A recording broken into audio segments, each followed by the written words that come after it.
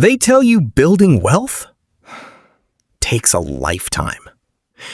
But Finn is here to prove you can start from zero. Today, in just 10 minutes, we're taking you inside the real, raw process of Finn from zero and the steps he's taking right now to change everything. Finn had an emergency fund.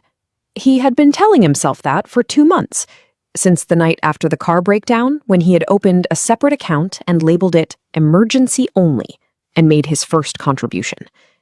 What he had not done, what he realized on a quiet Tuesday evening with a calculator open and a notebook beside him, was calculate what his emergency fund actually needed to contain to be a real emergency fund.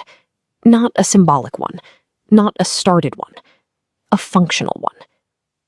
He typed in his monthly essential expenses one by one. The target figure that appeared at the bottom of the page was significantly larger than he had been imagining. Since episode 11, Finn had been running his budget with deliberate intention for the first time. The surplus from his salary negotiation was split, a larger portion accelerating the credit card repayment, a smaller portion going into the emergency fund each month. It felt good. It felt organized. It felt like someone who understood what they were doing.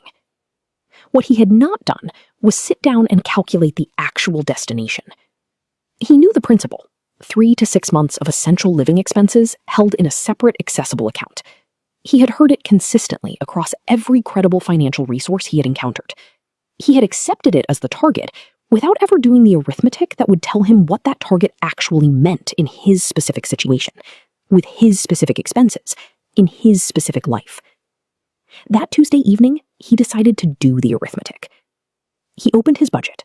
He went through every essential expense, the ones that would still exist even in a genuine emergency. Not the discretionary spending, not the entertainment or the eating out or the personal allowance, the essentials, the costs that would continue regardless of what happened. Rent, utilities, phone, basic food and groceries, transport to work, minimum debt payments, insurance, if applicable. He added them up carefully. Then he multiplied by 3. Then by 6. He looked at the 2 numbers that resulted. Then he looked at his emergency fund balance. Then he sat back in his chair and said something quietly to himself that we will not repeat here. The gap between where his emergency fund was and where it needed to be was larger than he had allowed himself to consider. Not impossible, not discouraging enough to abandon the goal, but real. And sitting with a real number, even an uncomfortable one, was something Finn had learned to do over the past 4 months in a way he could not have managed in month 1. He looked at the gap honestly. Then he started thinking about it like a problem to solve, rather than a source of shame. Here is what he worked through that evening, and here is what it revealed. The 3 to 6 month recommendation is not arbitrary. It is built on the statistical reality of how long genuine financial emergencies tend to last. A job loss, one of the most common financial emergencies an adult faces, takes on average 3 to 6 months to resolve through new employment.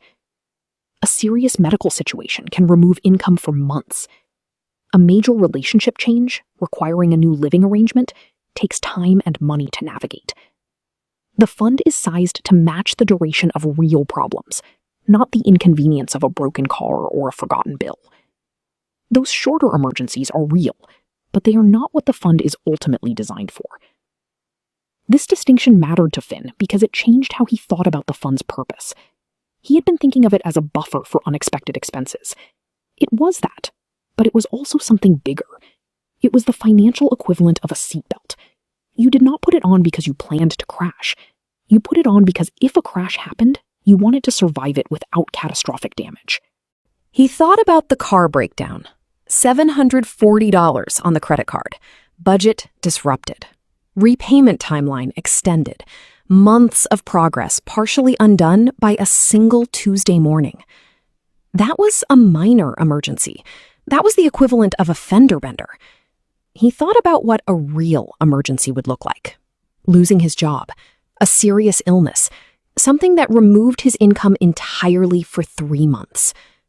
Without a genuine emergency fund, that scenario would not just set him back. It would be devastating. Every financial structure he had spent 4 months building would collapse immediately. The fund was not optional. The size of the fund was not optional. Only the timeline for building it was flexible. So Finn thought about the timeline. His current monthly contribution to the emergency fund was small, a portion of his surplus redirected from what remained after accelerating the credit card repayment. At that rate, the fund would take a long time to reach even the 3-month threshold. He ran the numbers on 2 scenarios. Scenario 1, maintain current allocation. Small monthly contribution, credit card cleared faster, emergency fund grows slowly. Full 3-month target reached well after the debt was gone. Scenario 2, slightly increase the emergency fund contribution now, even at the cost of slowing the credit card repayment marginally. Credit card cleared slightly later, emergency fund reaches a meaningful buffer sooner. Protection arrives earlier. Neither scenario was wrong. They represented different reasonable judgments about which risk to prioritize, the cost of remaining debt or the vulnerability of insufficient emergency protection. Finn chose a middle path. He kept the credit card acceleration as the primary target. He was close enough to 0 that slowing down felt counterproductive. But he committed to one specific rule. The moment the credit card reached 0, every dollar that had been going toward it would immediately redirect to the emergency fund. No lifestyle inflation, no new spending. The full payment amount, which by that point would be meaningful, would transfer entirely to building the fund at a rate that would reach 3 months of expenses in a fraction of the time his current contribution allows. He wrote this down as a commitment, not a plan, a commitment. The credit card would clear, and when it did, the emergency fund would become the entire focus.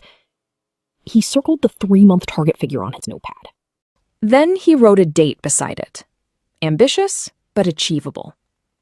For the first time in 4 months, Finn Carter was not just managing his present. He was designing his future. Most people who have an emergency fund have not calculated what it actually needs to be. They have a number that feels responsible, something that started when they read that emergency funds were important and made a first contribution and felt the quiet satisfaction of having begun. What they have not done is the arithmetic Finn did tonight. Here is what I want you to take from this episode. The first lesson: calculate your actual emergency fund target. Open your budget, list every essential expense: rent, utilities, phone, basic food, transport, minimum debt payments. Add them up. That is your monthly essential number. Multiply by 3. That is your minimum target.